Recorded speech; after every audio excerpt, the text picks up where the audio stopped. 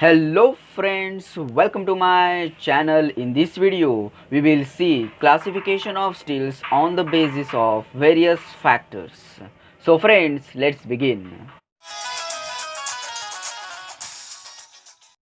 Friends, classification of steel is based on 6 important factors. Okay?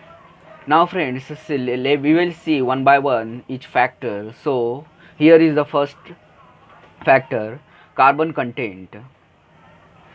The plain carbon steels based on carbon content. The first is low carbon steel. The low carbon steel consists of 0.008 to 0.3% carbon. Okay, and low carbon steel strengthened by cold work. Okay, it cannot be strengthened by heat treatment because their carbon content is very less. Further, the microstructure of low carbon steel is ferrite and perlite. It is soft, ductile, malleable, tough, machinable, and weldable. Low carbon steels suitable for fabrication work by welding tin cans, automobile body components, etc. Further friends, depending on the carbon content, low carbon steels are used for here 0.02 to 0.1% low carbon steel used for making wires, nails, rivets, boiler plates and tubes. Further, 0.1 to 0.2% carbon low carbon steel consists used for free cutting steels, bolts, camshaft, crankshaft, connecting rods, railway axles, fish plates, etc. Further, 0.2 to 0.3% carbon low carbon steel used for structural steels, mild steels. Okay. Now next is friends, third one is low carbon steel. We are here seeing we are here studying the carbon content. This is our first factor. In that we have seen low carbon steel, then there is medium carbon steel, then after that there is high carbon steel. Okay, now here it is medium carbon steel on the basis of carbon content. So these steels consist of 0.3 to 0.6% carbon. They are medium carbon steels are stronger and less ductile than low carbon steels. Okay, and medium carbon steels are strengthened by heat treatment, and it is difficult to strengthen them by cold work. Okay, and medium carbon steel consists of and you can say they have intermediate properties of low carbon steel and high carbon steel, that is their properties are in between low carbon steel and high carbon steel. And these steels, that is medium carbon steels, are also called as machinery steels. Further friends, depending on the carbon content, medium carbon steel are used for here. They are now here first carbon content is 0.3 to 0.4% carbon. These medium carbon steels are used for machine parts, heat treatment nuts, heat treated nuts, bolts, screws. Further, 0.4 to 0.5% carbon low medium carbon steels are used for axles, bolts, forging studs.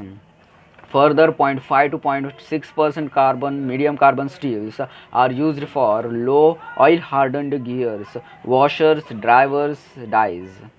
Now next is friends, in the factor carbon content, there is third one is high carbon steels. They have carbon content 0.6 to 2%.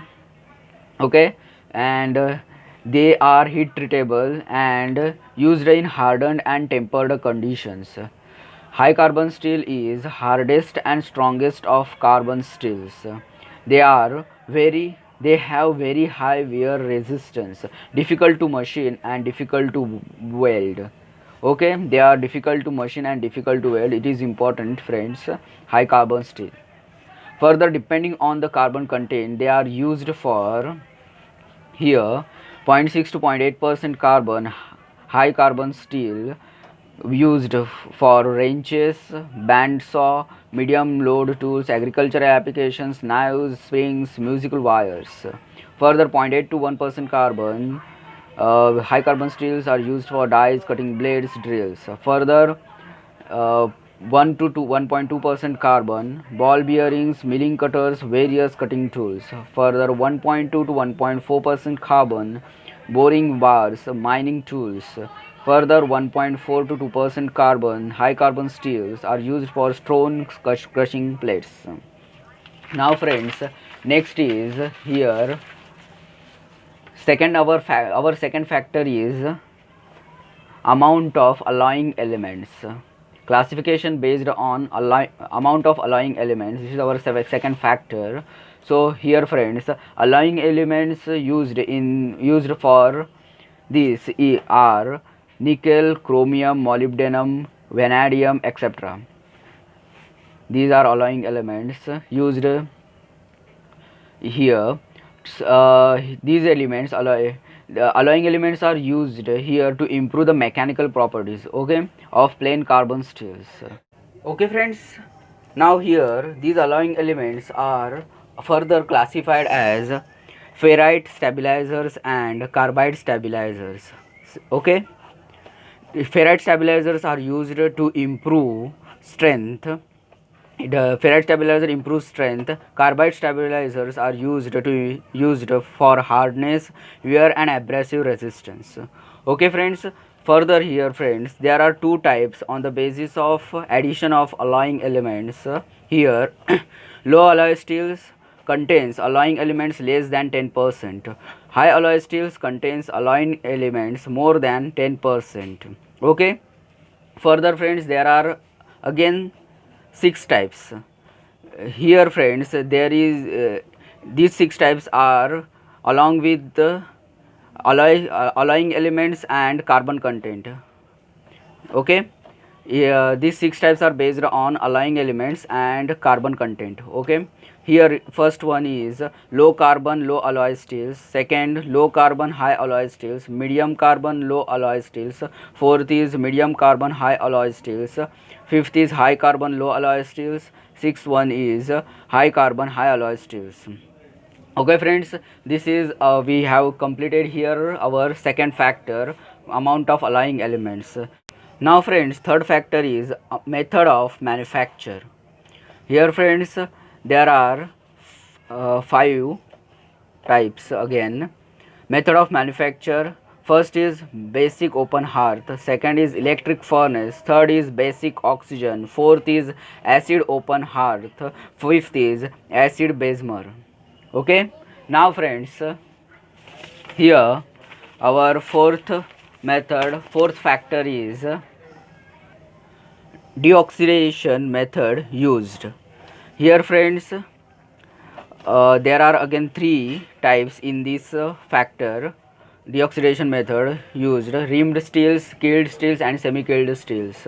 Okay, here, friends, molten steel contains dissolved oxygen and it causes defects like blowholes, gas porosity, etc.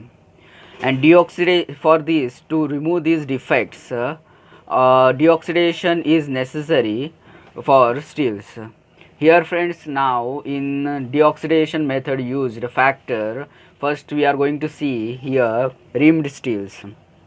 Okay, here, friends, contains dissolved oxygen plus other gases, example carbon monoxide. Here these gases goes out during solidification process and large part of these gases trapped into the solidified ingot. Okay, here, friends, in rimmed steels, thin outer layer or rim of ingot, you can called thin outer layer or rim, you can call it, of ingot formed. Okay, it is this thin outer layer or rim of ingot has less carbon, it is more pure and free from defects. Okay, low carbon steel with less than 0.15% carbon are produced in sheets in rimmed condition. Okay, rimmed steels are used for deep drawing and forming operations. Next is here friends, kiln steels. Okay, it contains dissolved oxygen, and in this it is removed, this dissolved oxygen is completely removed by strong oxidizing agent. Okay, now here friends, oxidizing agents used are aluminum, silicon or manganese. Okay, aluminum, silicon or manganese. These deoxidizing agents are added to steel prior to pouring into the mold. Okay, these these deoxidizing agents combines with dissolved oxygen and forms respective oxides. Okay, this increases the content of inclusion, and these kilned steels are used for forging, rolling, etc. and making machine parts. Further, next is friends, semi-kilned steels. It contains dissolved oxygen and it is partly removed in this using deoxidizing agents. Steel produced here contains 0.15 to 0.25% carbon, and semi-kilned steels are used for sheets, plates, structural shapes, etc. Okay, now next here friends, our fifth factor is depth of hardening. Okay, now here friends, depth of hardening obtained from hardenability of steels. Okay, then what is hardenability? Hardenability is a function of carbon and alloying elements.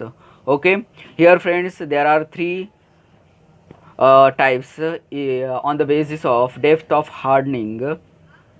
Okay, which are non-hardenable steels. They have less carbon and almost no alloying elements. Then second is shallow hardening steels. It has medium carbon, they are medium carbon steels with or without alloying elements. Okay, now deep hardening steels, they have more carbon and alloying elements. Now our sixth factor is friends, here on the basis of application. Here friends, on the basis of application, there are boiler steels, electrical steels, deep drawing steels, free cutting steels, machinery steels, structural steels, tool steels, spring steels, corrosion resistant steels. Okay, here corrosion resistant steel. So friends, in this video we have seen classification of steels based on various factors. Thank you friends for watching this video. Like, share and comment for this video and subscribe my channel. Thank you.